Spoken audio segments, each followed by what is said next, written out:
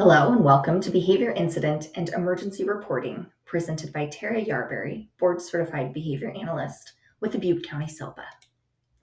Today we're going to introduce the learning objectives around behavior incident reporting, talk about the why from EdCode and how we do it in Butte County, and follow up with helpful resources and a brief look at our SELPA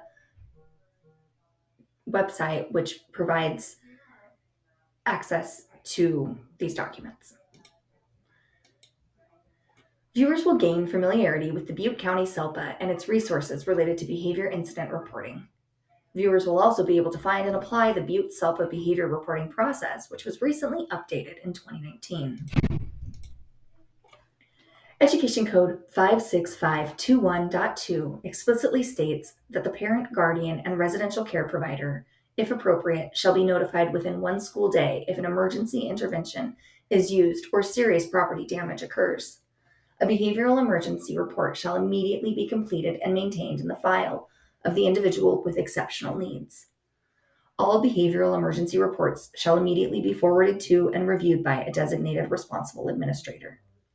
If a behavioral emergency report is written regarding an individual with exceptional needs who does not have a behavioral intervention plan, the designated responsible administrator shall within 2 days schedule an individualized education program (IEP) team meeting to review the emergency report, to determine the necessity for a functional behavior assessment, and to determine the necessity for an interim plan. In Butte County, we have about 15% of our students who are identified as special education and might be identified as a student with exceptional needs. Emergency interventions, such as a physical restraint, are defined as a personal restriction that immobilizes or reduces the ability of a pupil to move his or her torso, arms, legs, or head freely by Education Code Section 4905005.1. For example, is motoring, pulling, or holding the hands or wrists of students while they are escorted to or from the classroom, to or from the office, or between rooms on campus considered a physical restraint? It very well may be. And to clarify, this does not mean that staff cannot hold a student's hand. But what it does mean is that a student can refuse this physical contact and any physical contact that reduces the ability of the pupil to move his or her arms freely if they are not in immediate danger. In Butte County, we follow a flow chart to determine whether or not an emergency is being reported or an incident is being reported. When the behavioral event occurs, ask yourself, was an emergency intervention used? In particular, was a physical restraint utilized? If so, then please fill out or indicate on your form that this is an emergency report.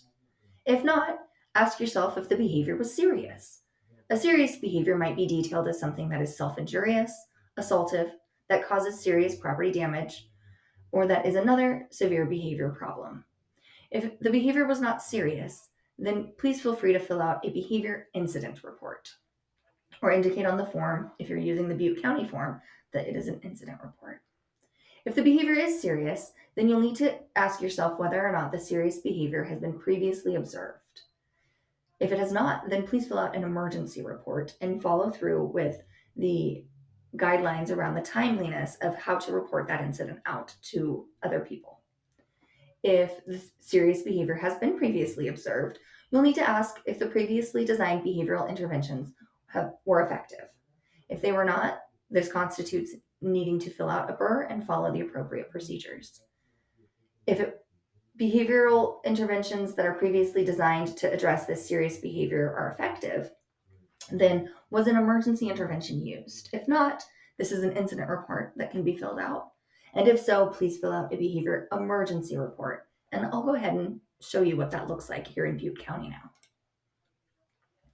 Where you can find this document is in SACE, or I will also show you how to access our Padlet at the end of this presentation. You'll be able to see through our website how you can also access these forms through our Padlet.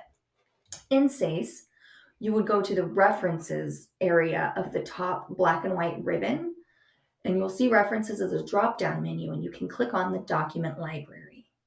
When in the document library, you'll click on the Butte County SELPA referrals and essential fillable forms. And you can choose to just download the BUR form itself, or if you would like, the BUR instructions and all forms packet can also be downloaded from here. This is what the behavior emergency report or behavior incident report looks like. You'll see most of the information is the same. And here's where you'll indicate whether it's a BUR, which again, if it is a BUR, BER emergency report, you will need to follow some subsequent steps to inform care providers and administration of your local education agency.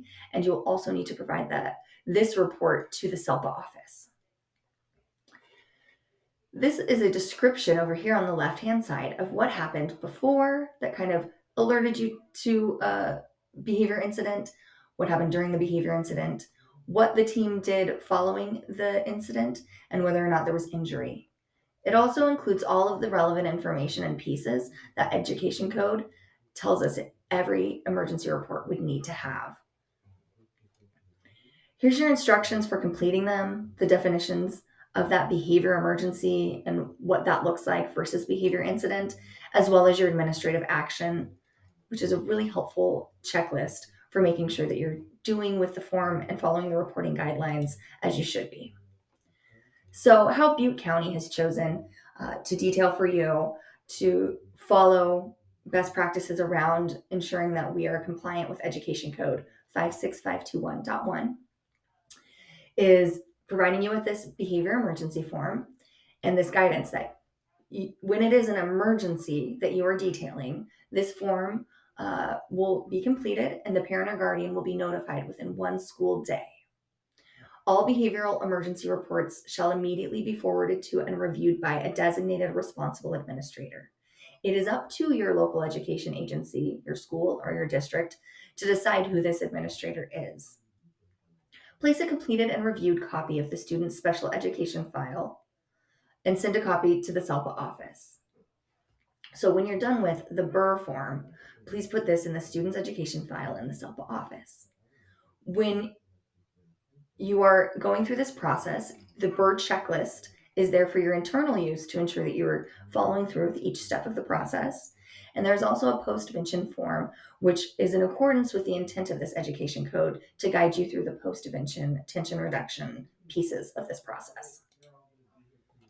It is of particular noteworthiness, it is of a particular importance to note that when a student does not have a behavior intervention plan, then additionally, the designated responsible administrator shall within 2 days schedule an IEP team meeting to review the emergency report and determine the necessity for a functional behavior assessment or an interim plan.